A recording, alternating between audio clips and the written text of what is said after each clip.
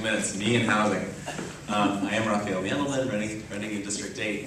My background in housing goes back at least to grad school. I've always thought land use and housing was among the most interesting things local government deals with.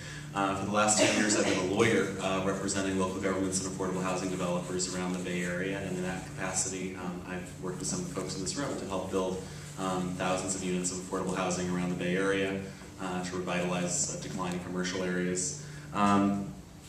I have been a commissioner on our city's Board of Appeals, and I think in that capacity, I earned a reputation as someone who was fair, who would back staff up when they were when they were being challenged by a powerful special interest, but also someone who would challenge staff when they hadn't listened appropriately to neighbors. I am, a supporter of neighbors having a right to think through and have an impact on what happens in their neighborhood. I'm a supporter of historic preservation, but I was also a strong supporter of affordable housing on the Board of Appeals. As an activist, I've worked to slow the loss of rental housing units in District 8 and throughout San Francisco, to slow Ellis Act evictions. I've worked on a couple of ill-fated ballot measures, including the Affordable Housing Bond and the Affordable Housing Fund. I think we need to come back and go at least for the Affordable Housing Bond again. The development that I like most, or that I would like to highlight, I guess, is the One Church development. It was controversial when it was conceived, but I think that it really demonstrates that affordable housing can work in a neighborhood, can add to a neighborhood, and I think it really demonstrates the seriousness that a lot of affordable developers, including Bridge, the seriousness with which they approach trying to fit into the neighborhood and provide a nice architectural building. The challenges, I think, in particular, are to slow the how do we slow the ongoing loss of rental and rent-controlled housing in the city, the current affordable housing we have. How do we find the additional public subsidy to make more affordable housing? We can have great ideas about housing, but if we can't fund it, it doesn't do a whole lot for us. And how can we incentivize the private actors to, whether by change to our zoning code or planning rules, how can we encourage them to develop housing that helps meet some of our needs? Great, thank you. Rebecca. I'm Rebecca Prozan. I'm also a candidate in District 8. I bring 14 years of on-the-job training and experience, 5 years of working for Willie Brown in neighborhood services. One Church Street was actually my project when I was a District 8 liaison working for Willie Brown. And the reason why it's Rafael my favorite is because it's one of the last affordable housing developments that District 8 has seen over the last 15 or 20 years.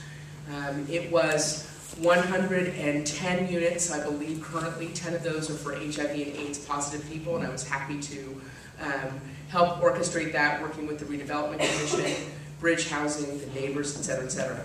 The reason why it was so controversial was because the neighbors didn't want it, and they actually tried to landmark a funeral home. And it was a huge fight in its time, and I still smile 10 years later being a candidate for this district, and having the neighbors from the Dubose Triangle Neighborhood Association talking about what a model that it is now. Because we get so focused on the 24 hours or the 1 year ahead of us and the fear of our own property values going down and what will happen when we bring affordable housing units into a neighborhood. We never see what that will mean to the future. The reason why that was so perfectly situated is because it was right at Church and Dubose, it was right by Muni, it was a great mixed-use development, and it really fit the character of the neighborhood, and so I was proud to be the person who helped put that together. After leaving Willie Brown's office, I was appointed to the Recreation and Park Commission, chaired the Parks and Planning Committee. Eureka Valley Rec Center and Upper North Rec Center were two of the projects that I worked on. I co-chaired Bevan Duffy's first campaign. I'm proud to have his endorsement. I also served as his legislative aide. For the last 5.5 years, I've been a prosecutor, handling everything from driving without a license to attempted murder and almost everything in between, keeping our streets that much safer, one crime at a time so long as the person is guilty.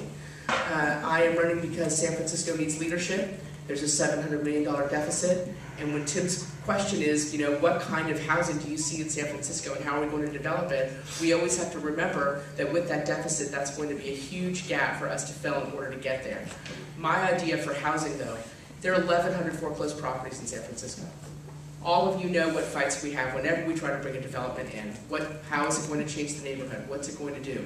With 1,100 foreclosed properties, we could do something with those properties and make those homes for musicians, teachers, cops, firefighters, some rental, some home ownership. There'd be no fights over the density, no fights over the parking, no fights over all the things that we love and hate about San Francisco. And so that's one of the things that I want to introduce within my first 6 months to 1 year, because I think that would really change the landscape of our city. Okay, so